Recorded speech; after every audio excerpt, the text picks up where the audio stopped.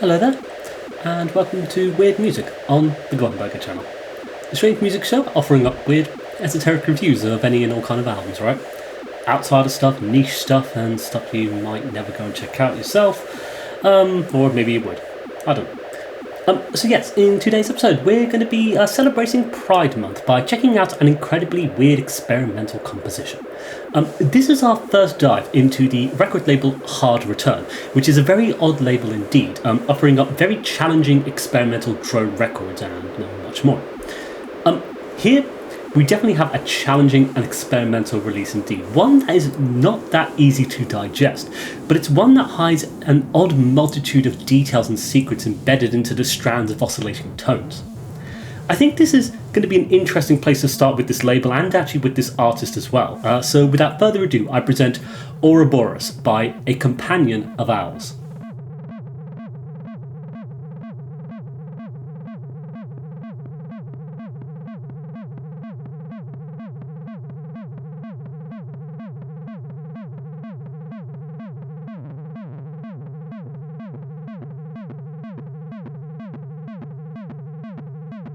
And so, of course, who is a Companion of Owls? Well, a Companion of Owls is the moniker for one Ruby Louise Rose, a transgender artist living and working in Helsinki, whose work stretches across many different monikers, including Futura 2200, Pattern Recognition, and a couple of releases under her own name as well. And so across the years, Rose has been creating a bunch of experimental releases, across these many different monikers, offering up albums, art installations, performances, and exhibitions. And of course today we are looking at Ouroboros, an album released on Jack Chuter's label Hard Return. An incredibly strange label that I have been meaning to dive into for years now, and I only got around to it with this one and with Pride Month it seems.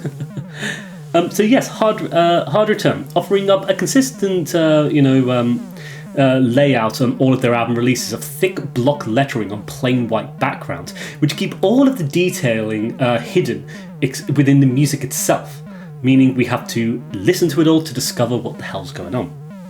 And on Ouroboros, we're given a very peculiar experience indeed, with Bandcamp telling us the following. The sound of the Korg monotone delays PT2399 echo processor chip and MS-20 based low-pass filter caught in an ever-evolving feedback loop. So yeah, definitely what we are listening to, right? And not an easily listening experience by any means, but it is one that I have always found to be rather fascinating and something I have wanted to review on this show for quite some time, ever since I first checked out Hard Return probably a couple of years ago by now. Just an odd experimental release of pure oscillating tones that just melt your brain as it all occurs. So yes, without further ado, let's check it out. So Ouroboros, when this one starts, you've got this very loud pulsation of sound that instantly begins looping and getting louder and louder, turning into a cyclone as it rapidly rises and fades with this incredibly low and overwhelming presence. It intensely starts drilling into your very head as it all occurs, this onslaught of pure noise caught within the effects of those feedback loops. There is such an incredible intensity to the composition as it starts, if it can even be called a composition, I guess it is of sorts, right? As it just continues to rapidly warp that single generated tone in this whirlwind of effects it feels. And the more it all plays on though, the more affected that tone becomes, coming across almost as something gelatinous, something that has form and is easily stretched and morphed into very different shapes while still retaining the exact same quality that makes it so intense to experience. It's weird though, because there's little variations occurring throughout the entirety of the composition. The warping just manipulating the sounds into these repeated loops that twist in slightly different ways following each and every iteration it feels, even finding brief moments for these low-end passages of drones that are very delightful. Before it then once again begins that rise in quality that just opened up the whole thing once more. Like it feels as it's even playing around with the intensity of sound itself, like an air raid siren just constantly going off and reverberating across the entire countryside, especially when it pulls down further on the intensity. I can just feel my very heart just rising with this sense of anxiety, before it all then subsides as the sounds seem to fade out into these sections of silence at various points within the composition, before then suddenly transforming into another weirder sounding loop. That same pattern of oscillating tones and of feedback, but sounding a little bit different from time to time. It's the way that any interaction of sound just becomes caught in that ever-evolving trap of that feedback loop, oscillating it in weird ways that create constantly occurring experience that manipulates itself in such small, subtle ways, becoming this constantly shifting and changing experience, essentially. It's of course wholly bizarre, and what's more so is that it feels almost impossible to really listen to correctly. Instead, at least for me, just becoming such an overwhelming experience that my mind just chooses to tune out the finer details of. And instead, it just forces me to drift off into the stratosphere away from the realms of comprehensibility. It makes for such a confounding and bizarre experience, but there's something about its completely unrelenting and uncompromising presence that makes it so fascinating to experience. Like, I remember when I actually first heard this, it was back when I first checked out Hard Return, exploring a couple of albums here and there. This landed as one of the first few I purchased a digital copy of. But I remember when I first was checking it out properly that I found it to be a really impenetrable experience.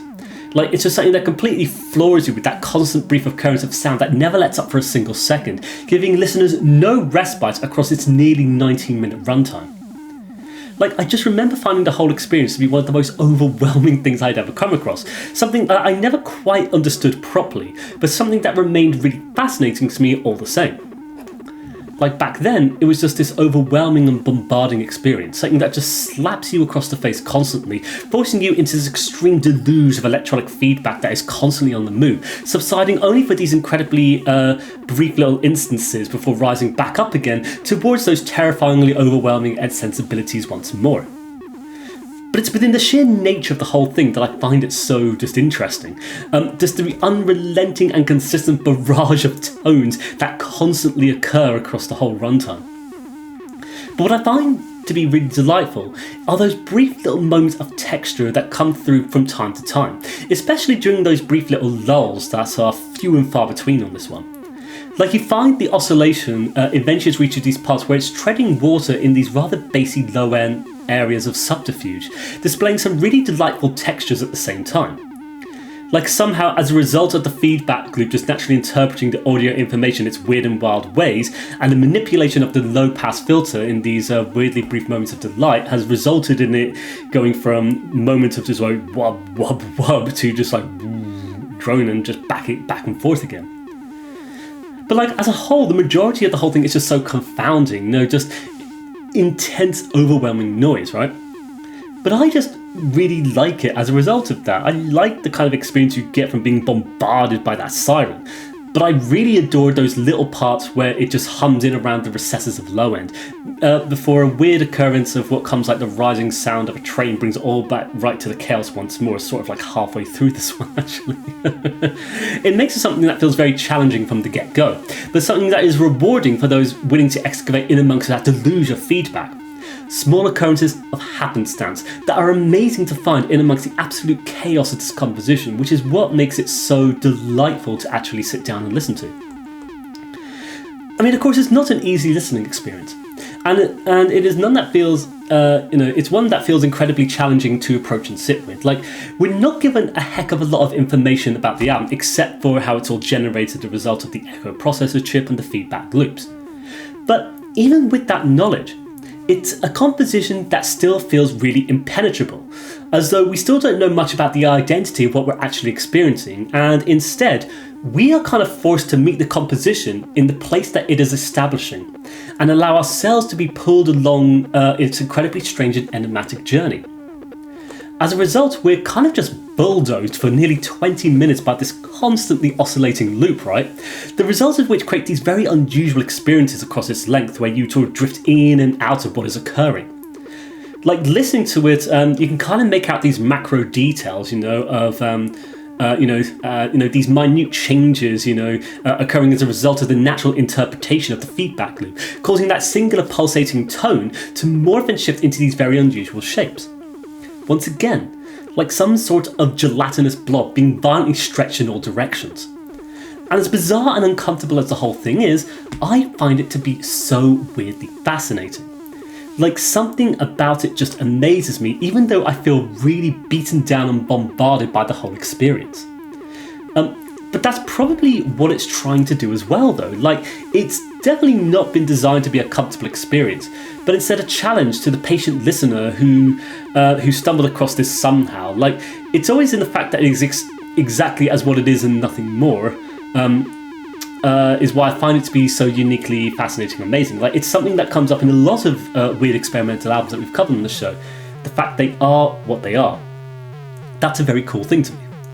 And this is something that I've enjoyed far much more now than when I first discovered it back then. Like, back then when I first heard it, a lot of the elements kind of went over my head a bit, not really forming much sense or understanding, and now, as a result of reviewing it for this show, it seems to have created a context of its own that makes a little bit more sense to me, albeit one that still makes no sense. If that makes any sense to anyone listening, which is a very horrible sentence, right? Jeez. But the point is, I think it's neat. It's something that I've enjoyed diving into, as it's revealed a lot of sort of hidden secrets beneath its overloading bombardment of synthesizer tones.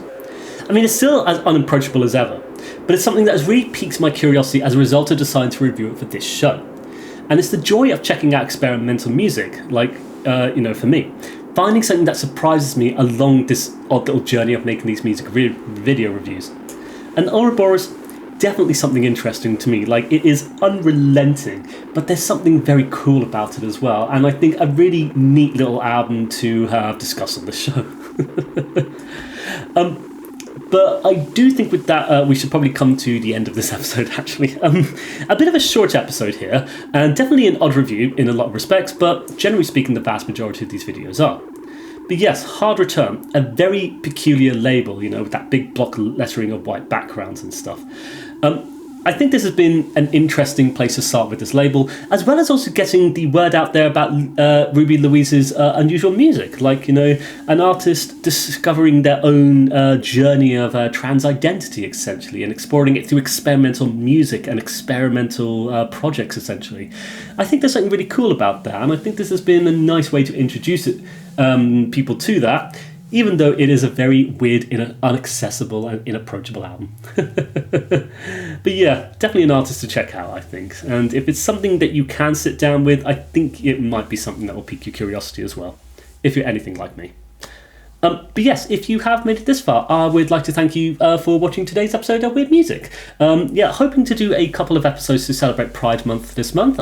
We will see what comes out. A lot of them still need to be written. I'll see, but we'll see how we get on with it, though. But yeah, I think a cool place to start with it all. With that, I wish you all the best. Take care, and bye-bye for now. Bye-bye.